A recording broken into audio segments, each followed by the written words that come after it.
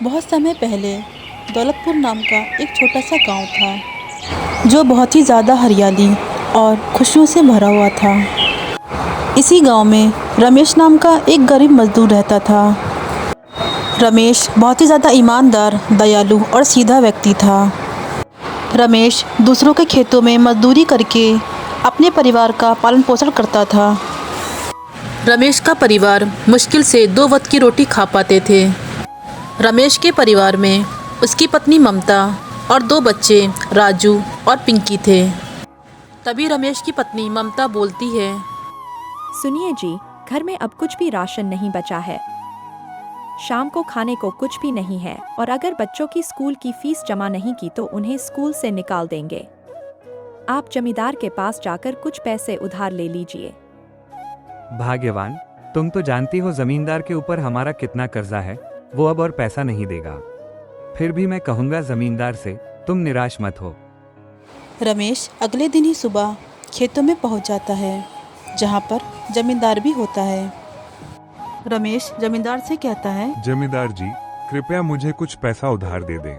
हमारे घर में खाने को एक दाना भी नहीं है और बच्चों की स्कूल की फीस भी भरनी है। मैं धीरे धीरे अपने वेतन से सारे पैसे चुका दूंगा। रोज रोज का यही रहता है। मैं तुमसे तंग आ गया हूँ। मैं अब और तुम्हें पैसे नहीं दे सकता। काम करना है तो कर लो, वरना मैं कोई और ढूंढ लूंगा। मेरे पास मजदूरों की कमी नहीं है। रमेश उदास होकर एक पेड़ के नीचे जाकर बैठ जाता है और मन में ही कहता है, हे भगवान, तू हमेशा मेरे साथ ही ऐसा क्यों करता है? मेरे पास सिर्फ एक सिक्का बचा है, इसमें मैं क्या लाऊं? इतनी परीक्षा तू मेरी ही क्यों लेता है? मुझ पर थोड़ी दया करो। रमेश ये सब सोच ही रहा होता है, तभी वहाँ पर एक बूढ़ी औरत आती है और रमेश से कहती हैं, इस बेचारी बूढ़ी को कुछ दे दो बेटा, मैंने 2 दिन से कुछ नहीं खाया है। मालिक तुम्हारा भला करेगा बेटा, कृपया इस बूढ़ी को कुछ दे दो।